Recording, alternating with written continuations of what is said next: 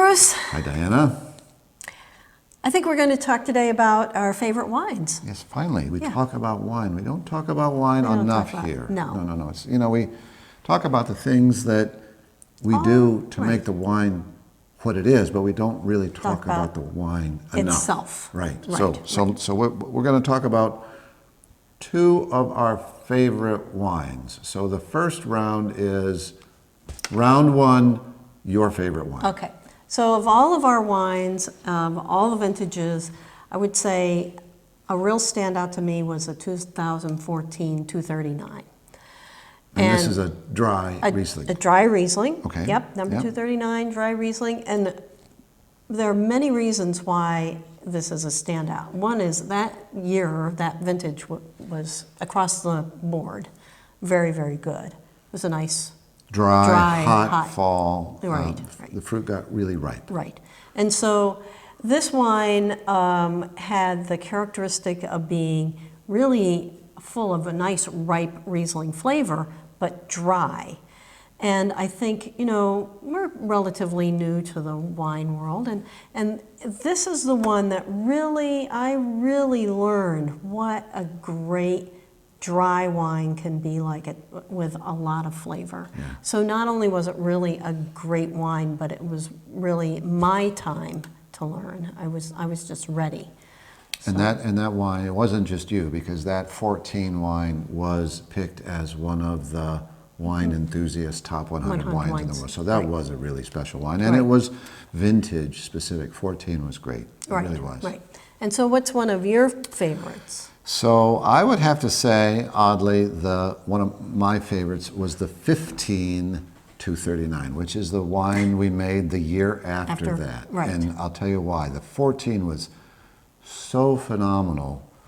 And then there's a story here. And then when I first tasted the 15, maybe a couple months after it was bottled, I just was like, this was like, what's this? So I went to the winemakers and I said, guys, what's gone on here? And they looked at me and they said, don't worry, it's going to be okay, Bruce. It's going to be okay.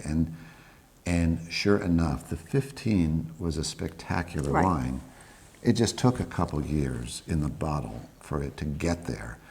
And it was a real eye-opener to me as again, not having 40 or 50 vintages under my belt, to know patience. Right, there's no wine before it's time. And it's no wine before it's time. So the 14 and 15 239s, a real couple really watershed years. Right. Okay? So for me, another wine that I've really, really enjoyed is this one. And this is the 18 198. And one of the characteristics about 198 is that it's very ripe fruit. Again, slightly it's on the sweeter side, and it often is very almost rich feeling. And I have advocated for years to have a wine in what's called the Cabernet style, and because of the weather in 2018.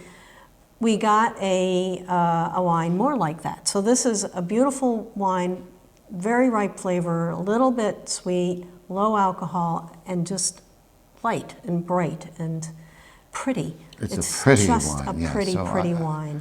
And so with this one, what I, again, learning, vintage makes so much difference. You can have put the same name on the wine over and over again, but the vintage, it'll be a little bit different, and you can actually sort of taste the weather. And we made some decisions that year on how to make the style of that wine because of the way that vintage went. Right. And the result was really as you say, really pretty wine. Pretty wine. So we don't have any more of the 14 239, but we do have plenty of the 18 198, and it's just going to get prettier. It really is. Right.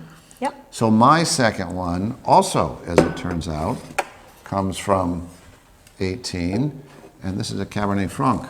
Franc. This was the second year we made Cabernet Franc, and I was never really a Cabernet Franc wine fan. because most of the Cab Right. Francs I had tasted were from the Loire in France, Right. and A little funky. a little earthy. I'm not sure that I had developed a taste for those Right, right. those Cab Francs. Yep. But as it turns out, you grow the grapes that are well suited for your region. Right. And certainly Cabernet Franc is. We made our first in 17.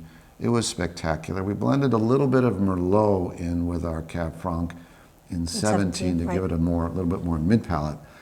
In 18, though, 100% Cab Franc.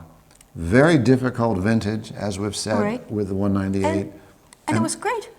It's a spectacular wine. And it Which is- says to me that, wait a minute, we're on to something Right. here. And that even though the year may not be spectacular, you can get a really stellar wine if you Right. just do what you need to do Right. with the wine. So Sadly, it's gone. it's gone.